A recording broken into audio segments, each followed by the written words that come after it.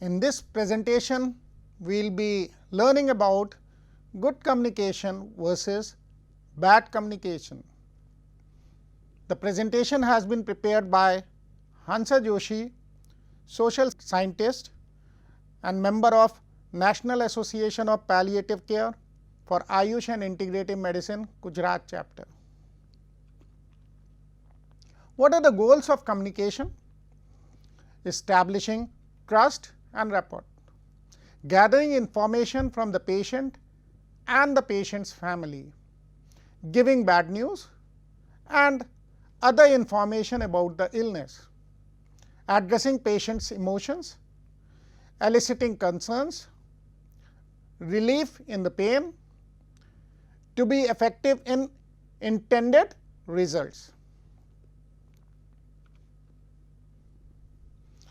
Best learned through experience. Identify your skills and try to refine them. Identify your shortcomings and try to overcome them. There are no fixed guidelines. Should be patient-centered and context-oriented. Never try to imitate others are some of the principles while communicating. A good communicator is not one who is perfect and therefore never commits a mistake. He is one who tries and gets it right as often as possible. What makes a good communicator? Listening abilities are very important. So, an active listener observes non-verbal communication, use non-verbal communication, smile, gestures, eye-to-eye contact, and the posture has to be very good. You have to be an effective presenter, a quick thinker so as to counter the arguments of the patients, a win-win negotiator, and a good observer after all. Importance of good communication skills required in all healthcare professionals for increased success on the job. Good communication between patients, caregivers, and good communication between the patients, caregivers as well as the healthcare team helps improve the patient's well-being and quality of life. Communicating about concerns and decision making is important during all phases of treatment as well as supportive care. It helps patients feel at ease and reduces the patient's anxiety, build their confidence and getting cooperation in their treatment. What are the benefits of good communication skills? Patients are usually more satisfied with care and feel more in control, more likely to follow through with treatment, more informed, helps in coping with the disease progress. Patients feel at ease. They are better able to make the change from the care that is given to treat the cancer to palliative care. They have faith in doctor and help in reducing their anxiety and build up their confidence. Importance of body language is always there when we are communicating, especially in good communications. Our body language conveys the meaning, the greeting, the posture, eye-to-eye contact, gesture, touch, tone of voice, distance, facial expressions and language. We should avoid using medical jargons because they are not understood by the patients. First principle of good communication is to ask open question. How are you feeling today? Against a closed question, how is your headache today? or you are looking better today, because it will result in a single word answer, yes or no, or good or bad. So, let the patient tell about and explain the things out to you. Good and bad communication. Patient: doctor, I don't feel too good. Doctor: you have not followed my instruction, I can see. This would curb any further conversation instead. So, don't contradict the patient. You should always motivate. I can see that too. Tell me what is troubling you. This is open question and may allow easy response from the patient. Good and bad communication continued. Patient: doctor, I am unable to sleep at nights. Doctor: you must be sleeping during the day or taking diazepam tablets. You should sleep well. Now, reasons for sleepless night may be more serious instead. So, the better answer would be, I understand it must be pretty frustrating not being able to sleep. What has been troubling you? Or what are you thinking when awake? Because there may be many more issues coming into the minds of the patient that is not letting him sleep. So, patiently hear that out. Next example is patient: I have always been healthy. Why did this happen to me? Doctor: so it's been a big shock for you? Patient: I have only a few months to live. Doctor: I'm sorry, I'm helpless. Now, this conveys the failure at the end of the doctor. Instead, he should say, time is probably limited. Things don't seem to be good this week. It may be good to go on with life as far as possible, and I will be there to help you in whatever way possible whenever you require. So, you are reassuring the patient. There may be dilemma. Leela, 40 years, female, had breast cancer with bone metastasis. Cancer has already spread to the bones. She is on analgesics. She has 2 children. Her husband is not very supportive. Doctor: I am so worried, I can't sleep properly. I also have pain on my back. Doctor's response: have you taken medicines today?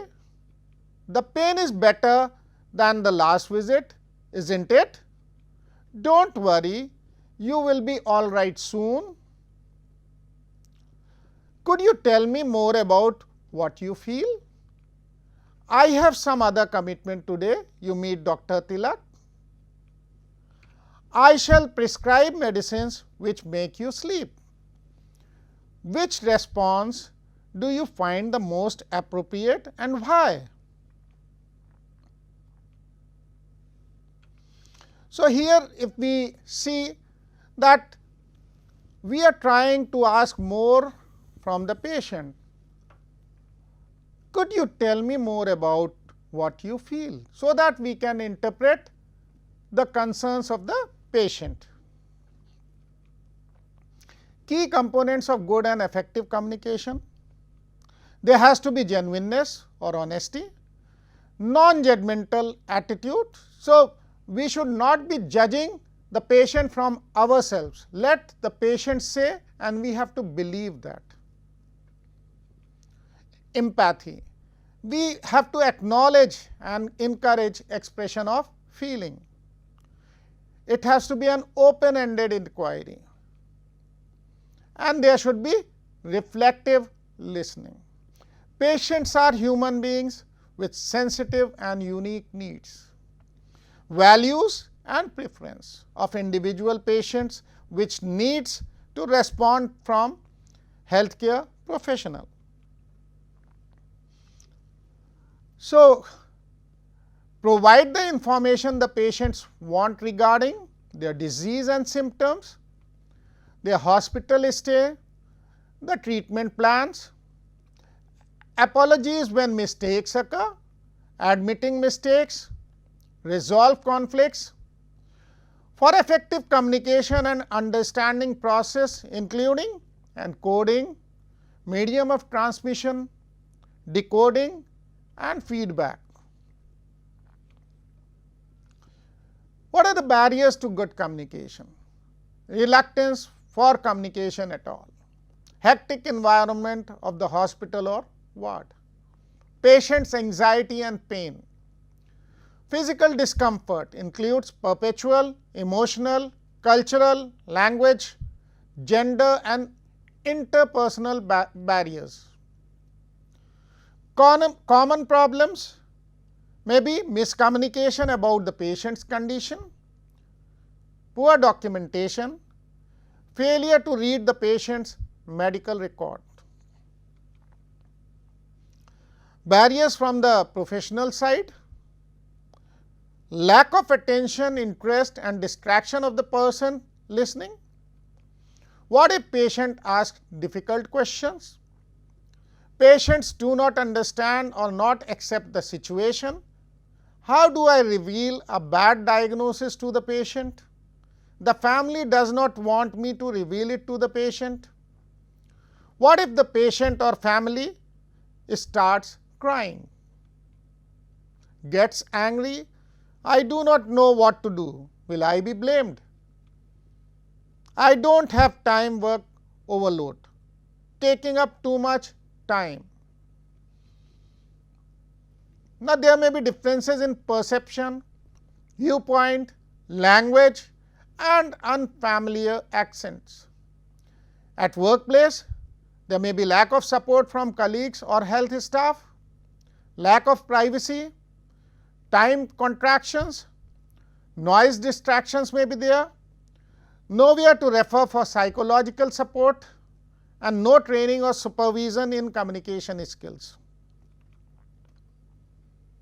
Physicians block communication when they give cues that they find time pressure, allow distractions, example attending telephone calls, do not acknowledge the patient's emotions, address physical aspects only, does not pay much attention to a patient's feeling or concerns, offer reassurance before the main problems.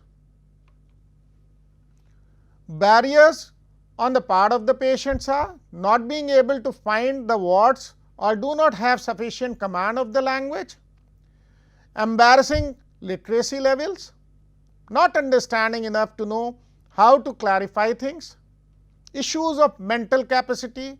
So, relevant questions were not asked. Barriers from the patient side continued, unfamiliarity of the surroundings, how to put it across, afraid of the truth, afraid of treatment being denied, fear of losing control over emotions, gender, female patient may want only female doctor and caregiver issues. Patients might not ask questions because they fear the answer, want to avoid feeling stupid, consider their uncertainties trivial, feel rushed, were previously brushed off by the doctor. Patients might not disclose the problems because they do not want to seem negative or ungrateful. They want to be strong, think their concerns are not legitimate, do not want to add to the doctor's burdens and believe nothing can be done. The environmental barriers may be space, hectic environment of the hospital, privacy, presence of critically ill patients in the ward, external interference, unsuitable environmental conditions, phone calls, emergency calls, crowd as well as noise. Medium, could be a barrier, language and dialectic. Physical barriers are time, place, space, climate and noise. Distancing behaviors or bad ineffective communication basically maybe when we are in hurry, interrupting more frequently than required, ignoring what the patient or carer says, using jargons. Too much of scientific or medical language may confuse the patient as well as the family, being a premature pacifier, comparing, moralizing, and being judgmental or hostile. Example, inadequate or informed consent, unsympathetic response to a patient complaint, inadequate education for medications, incomplete follow-up instructions, no or wrong information given to the patient, and miscommunication due to language barriers. Use of medical jargons is always a bad communication. Doctor, I am extremely sorry, but you have been diagnosed to have with adenocarcinoma of the esophagus. Patient in confusion and resentment. So, he does not understand what the doctor has told him. Hit and run approach. Doctor, your report says that you have cancer. Get admitted and let us see if treatment is feasible. Now, patient is shattered outrightly. Blunt and unfeeling. Doctor, I am sorry, you have been diagnosed with cancer. Perhaps it has already advanced and I guess we don't have much treatment. I am afraid you have only 3 months to live. Patient may be upset and lonely. Bad communication. Doctor, talking to the relative only. Patient is suspicious and worried. Doctor, straight answers to straight questions. Patient again is worried and depressed. Reactions and questions. Rani, 35 female, had a fall 6 months ago and sustained fracture at D10 level. She has become paraplegic and is at home. She was a teacher prior to the incident. She lives with her husband and has 3 children. You meet her during your visit. Please talk to Rani. Reactions and questions. Acknowledge the reaction, explore the concerns, allow the patient to express feeling, help the patient to take a decision. Do not find solutions for the patients. Remain silent if we do not have a clear answer. Children has patience. Ignorance about different levels of perception in children, underestimating the child, mutual pretense, parental and siblings concern may be there. Family or caregivers, there may be multiple caregivers, lack of awareness of the problem among the caregivers, keeping confidentiality is important, respecting the family tie. So, we have to identify the close relative and responsible for all decisions regarding patient's illness. Ineffective communication may be improper adjustment, worsening distress, poor compliance and cooperation, poor symptom control, escalating conflict and medico-legal problems. Now, good communication enables clinicians to understand and respond to patients' individual needs better. Better compliance and symptom control is there, less medico-legal and ethical problems are there, and there is a trust in build-up. Active listening involves good communication is never one way. We should be paying close attention in friendliness manner, with confidence and giving and receiving the feedback. The volume and clarity has to be there with empathy and respect. Before winding up, how do you communicate effectively with the patients? Assess your body language, same level should be as theirs. Make your interactions easier for them. Show them the proper respect. Have patience. Provide simple written instructions when necessary. Use graphics wherever possible. Review. Did I listen? Did I explore their beliefs? Did I make an acceptable working diagnosis? Did I share options for investigations and or treatments? Did I share in decision making? Did I make some attempt to see that my patient understood? Did I develop a good relationship with the patient? To communicate well is always a challenge, especially in a busy working environment.